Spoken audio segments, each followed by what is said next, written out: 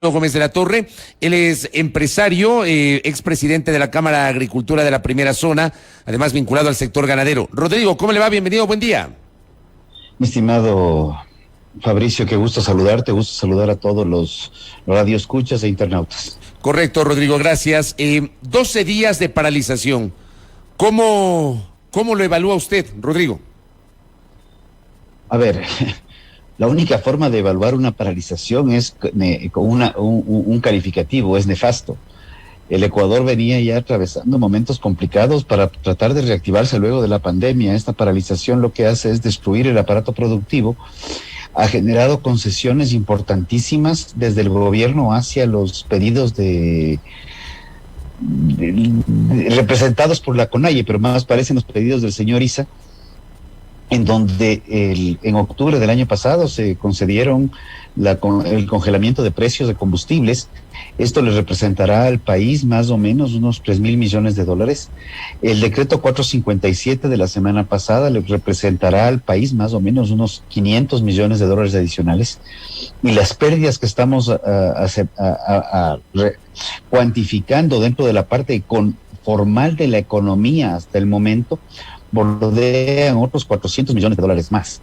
Con eso vamos que el Ecuador va perdiendo más o menos 4.400, 4.500 millones de dólares, y eso lo único que hace es dañar absolutamente toda la estructura económica y obviamente dañar la confianza para que venga inversión, y por otro lado está limitando el crecimiento y ampliación de oportunidades para crear nuevas fuentes de empleo, porque inclusive en estos 12 días, las mismas personas que viven del día a día, que están dentro del empleo informal, se han visto limitadas a poder realizar sus actividades, agravando más la situación económica. En el sector, por ejemplo, que usted conoce, que es el ganadero, el lácteo, el de los cárnicos, ¿cuánto ha afectado estos 12 días de paralización, Rodrigo? Estamos hablando de que comenzó esto de manera progresiva en lo que tiene que ver con la leche. La leche es un producto que sale del ganado, sale a la finca, y obviamente hay momentos de cuando no puede salir de la finca, te dicen regale, pero el problema es que no hay a quien regalar. Las vías no están funcionando. Haga quesos, perfecto. ¿Qué finca tiene capacidad para hacer quesos? Ok, hacer quesos 50, 80 litros en un día está bien. Al día siguiente son otros 80 litros más. Estoy hablando de pequeños productores.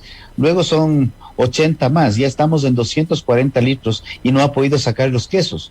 ¿Dónde almacena los quesos? ¿Qué hace con eso, con esa producción? Entonces, la situación es que se está perdiendo producción, se está perdiendo cultivos. Las verduras y hortalizas tienen el mismo problema. Hay otros productos como la haba y la papa pueden esperar una semana, 15 días más. El clima con las lluvias acelera los procesos biológicos, por ende no es que se van a secar los productos, sino más bien van a tender, inclusive estando en mata, a dañarse. Entonces lo que estamos viendo es que, en contra de lo que dice el señor Issa, primeramente está afectando de manera sostenida y muy fuerte al sector campesino, al sector rural. Obviamente está generando desabastecimiento en las ciudades, fomentando que la intermediación y la especulación de precios se dispare, porque los pocos productos que llegan a ciudades están muchísimo más caros, y el desabastecimiento de combustibles, por otro lado, está generando también una paralización en ciertas actividades. A esto se suma el desabastecimiento de los insumos para las industrias. Por ejemplo, la leche. La leche sale del campo, se transporta a la ciudad, a la industria, en la industria se pone en fundas para poder ser distribuida. Si las fundas, el material de las fundas no llega a la industria, por los bloqueos de vías, la industria no puede enfundar y por ende no puede seguir trabajando. Entonces, este tipo de acciones, en el ejemplo de la leche, están pasando en todos los sectores. El señor Issa está destruyendo la economía y le está costando al país ya más o menos, estimaría yo, los 4.400 millones de dólares, considerando el costo adicional en el congelamiento de combustibles y los otros decretos con subsidios adicionales. ¿Por qué solamente nos referimos al señor Issa? Usted dice el señor Issa, pero el señor Issa no es el único que está movilizado, Rodrigo. No, no, no, definitivamente no es el único que está movilizado. Históricamente hemos visto que la obligatoriedad de hacerse presente en las movilizaciones se ha dado en el caso de Conalle. No es un tema de actual, es un tema que se viene reportando y reflejando desde los años 90. ¿Por qué hago referencia al señor Issa? Porque estamos viendo claramente que pese a las concesiones que el gobierno ha realizado, y con un ejemplo clarísimo el día de ayer, en que el señor Issa pidió la Casa de la Cultura para hacer su asamblea, lo único que parece que se dio fue que cogió la Casa de la Cultura para hacerse de un lugar más cercano para atacar a la Asamblea Nacional. Entonces no hemos visto una asamblea indígena, no hemos visto un proceso de pacificación o voluntad de mediación. Por el contrario, cuando llegó a Santo Domingo, lo primero que se dijo fue, vamos por más. Y al grito de Lazo fuera, Lazo fuera, es lo que se está moviendo el tema. Ya no es un tema de las reivindicaciones sociales, no es un tema sobre los 10 puntos o los 14 puntos que puso lo posterior a la respuesta que dio el gobierno, y yo creo que lo que está en vilo en este momento es el Estado de Derecho. La situación del Estado de Derecho está complicada. ¿Por qué hablamos del Estado de Derecho, Rodrigo? A ver, convencemos que el derecho a la protesta social está validado, pero una cosa es protesta social y otra cosa son manifestantes que están con fusiles de asalto o con escopetas de perdigones, que inclusive un mal manejo de una de ellas parece que le golpeó a uno de los mismos manifestantes que ha fallecido lamentablemente por efecto de perdigones. Entonces vamos a tener que ir poniendo en balanza qué es lo que está sucediendo. No podemos seguir creyendo que la protesta social puede darse en términos de violencia absoluta como se está viviendo y no reconocer que al igual que está considerado el derecho a la protesta social en la Constitución, también está considerado y tipificado como delito el bloqueo de vías en la Constitución, donde las grandes mayorías, sean estas en el sector rural porque no pueden sacar sus productos o en el sector urbano porque no pueden acceder a productos saludables o pueden acceder a productos en este momento ya, tenga algo que ver con protesta social. Esto ya, Fabricio, y con todo respeto, pero sí parece más bien un acto terrorista en busca de un golpe de Estado. ¿Golpe de Estado impulsado por quién o quiénes, Rodrigo? Yo creo que el señor Issa claramente en algunos tweets y coordinado con su libro lo ha dejado en claro. El señor Issa busca hacerse del poder en base a la violencia. Y eso es lo que estamos viviendo en estos momentos en el Ecuador. Creo que el movimiento, la asamblea el día de ayer comenzó con el tema de la aplicación del artículo 130 de la Constitución. ¿Qué significa? Es el proceso parlamentario de la asamblea para poder aplicar la muerte cruzada, que en el caso de asamblea requiere un procedimiento y en el caso de la presidencia de la República, como está en la Constitución del año 2008, solamente requiere la emisión de un decreto. El hacerse del poder a través de la violencia es irse en contra del Estado de Derecho. Y lo otro, tanto el 130 como la muerte cruzada desde la presidencia de la República están en la Constitución. Eso le iba a decir, esos son mecanismos constitucionales. O sea, hoy, por ejemplo, los señores de la bancada de Revolución Ciudadana han planteado el pedido formal para activar el 130 de la Constitución. Dice la Constitución y la Ley Orgánica de la Función Legislativa activa el procedimiento. Pero el 148 de la misma Constitución le da la facultad al presidente, igualmente constitucional, de disolver la Asamblea Nacional. Pero vemos que las grandes mayorías del Ecuador, y estoy hablando de las manifestaciones pacíficas que se han dado, Loja, comenzando por el sur, y perdón si me salto algún cantón, pero Loja, Cuenca, Riobamba, Ambato, Latacunga, Macha, Chiquito, Cayambe, Sangolquí, Los Chillos, Santo Domingo de los Áchilas, Ibarra. Hay manifestaciones pidiendo paz. La situación no está para seguir dañando al país. Esto de aquí lo único que hace es dañar más las estructuras económicas, y cuando la economía se daña, la confianza se daña, y eso lo estamos viviendo en estos momentos a través de las mediciones de riesgo país, lo único que estamos dañando es la inversión, y sin inversión realmente no hay forma de generar empleo. Y esta es la inversión, no hablo de grandes inversiones de miles de millones de dólares, hablo de inversión simplemente. ¿Qué va a pasar, Rodrigo? El señor de la tienda, el señor de la tienda que está con la tienda cerrada porque no puede salir porque hay manifestantes afuera, o que no les llegan los productos. ¿Qué le está pasando a él? No hablemos de los grandes empresarios, olvidémonos de ellos un rato. ¿Qué está pasando con el pequeño agricultor que no puede sacar su producción? ¿Qué está pasando con el taxista que le queman o le rompen un taxi? ¿Qué es lo que está pasando con ese tipo de gente? Que es gente de a pie, es gente llana, de la gran masa de ecuatorianos, que lo único que quiere es trabajar en paz, realizar sus actividades, buscar trabajo, buscar soluciones, salir adelante en paz. Pero Rodrigo, de acuerdo en eso, yo estoy de acuerdo con lo que usted acaba de decir, pero aquí se requiere sensibilidad de todos, tanto de los que protestan cuanto del gobierno. Y el gobierno es el que tiene que tomar las decisiones, el gobierno es el que tiene la sartén por el mango. ¿Qué debería hacer el gobierno en este sentido? Pero a ver, Fabricio, seamos francos. El haber bloqueado, el congelado el precio de combustibles en el año pasado, en el 2021, eso es una acción del gobierno de buena fe para ver cómo apalear la crisis.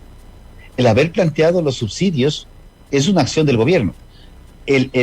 A ver, aquí también, una de cal y una de arena. El no haber declarado emergencia a la salud hace un par de meses, yo creo que también es un problema, pero el gobierno está dando señales de buena fe. El mismo hecho de haber entregado la Casa de la Cultura son actos de buena fe, las cuales se ven reflejados en un resultado de más violencia desde el otro lado. Entonces, ¿no crees también que aquí hay un tema de parte y parte? Porque si el gobierno está concediendo congelamiento de combustibles que le va a terminar costando al país alrededor de 3,000 millones de dólares, el gobierno concede todos los subsidios a través del decreto 457, que le costará al país otros 500 millones de dólares más, vamos 3,500. Las paralizaciones le están costando a la economía formal alrededor de 400 a 500 millones de dólares hasta el momento. Ya vamos en 4,000 millones. ¿De dónde vamos a recuperarnos nuevamente? Entonces también yo creo que el otro lado también tiene una responsabilidad directa. Los actos de terrorismo que acabas de presentar, justamente lo que sucedió en la mitad del mundo, es un ataque a las Fuerzas Armadas, en donde evidentemente las Fuerzas Armadas no han aplicado la fuerza, sino más bien tenemos manifestantes intactos y tenemos 17 militares heridos, hay otros tantos que están complicados, camiones incendiados, alimentos que se están dañando. Hay que sopesar también. Si el señor Issa no quiere bajar la guardia y comenzar a sentarse a dialogar, yo también vería que hay alguna situación que algo no cuadra. O realmente lo que él busca, como dije, es, en base a los escritos del mismo, hacerse del poder en base a la violencia. Correcto, Rodrigo. Gracias por el tiempo y por su aporte con su postura al debate de lo que está pasando hoy en el Ecuador. Ojalá que el día 12, otra vez esto venía diciendo desde el día 1, ojalá que hoy en el día 12 tengamos alguna luz al final del túnel. Me temo que no. Entrevisté muy temprano a un dirigente de la FENOCIN y no encontré puntos como de coincidencia que permitan pensar que hoy podría activarse algún mecanismo de diálogo. Gracias, Rodrigo. Gracias a Rodrigo Gómez de la Torre, dirigente empresarial. Gracias a ti, pero lo que sí mencionas es que sí hay actos de cesiones y concesiones de parte del gobierno. Y como tú lo has dicho, no encuentras eso de parte de la FENOCIN. Un abrazo, Fabricio. Gracias, Rodrigo, muy gentil. Saludos. Gracias. Un abrazo a Rodrigo Gómez de la Torre, dirigente empresarial, analizando la situación que al momento estamos enfrentando en el Ecuador. 8:58 de la mañana. No la oigas, escúchala. 103.7 Guayas. Sonorama, la gran señal nacional. A primera hora, por Sonorama, la gran señal nacional. Bueno, al cierre, algo refrescante nomás, refrescante. Acá me envía uno de nuestros queridos oyentes, gracias, ingeniero. Dice, soy futbolero fanático, pero no hay que olvidarse de otros deportes. Hoy inician formalmente los Juegos Bolivarianos en Valledupar. Hay una nutrida delegación nacional que incluye nuestros medallistas olímpicos y otras figuras consolidadas y emergentes. El karate, por ejemplo. Le enviamos toda la energía a Joaquín, de 17 años, que forma parte de la delegación de karate en estos Juegos Bolivarianos en Valledupar. Bueno, nos vamos, querida audiencia, pero nos vamos del espacio en este momento, pero estamos pendientes, vamos a monitorear todo el día el desarrollo de los acontecimientos. Veamos si hay o no novedades durante la jornada del día de hoy. Es una jornada que la avisó compleja. Amanecimos con la activación del mecanismo constitucional de destitución del presidente de la República. No significa que hoy ya podrían destituir al presidente. No, es un mecanismo que requiere un procedimiento de varios días. Lo vamos a explicar esta tarde en nuestro espacio En Contexto a las 17:05. Vamos a tener obviamente reacciones de este tema. Vamos a proveer un diálogo con un especialista en la materia para que un poquito nos explique cómo se activa este mecanismo constitucional. Y digo, otra vez, por 12 días consecutivos, llamar a la concordia, a la paz, que caiga en saco roto ese llamado. Insisto en el llamado a la tranquilidad, a la paz, a la concordia, a solucionar las diferencias de otra manera y no como está enfrentando la República. Que Dios bendiga al Ecuador. Nos vemos más tarde. Gracias.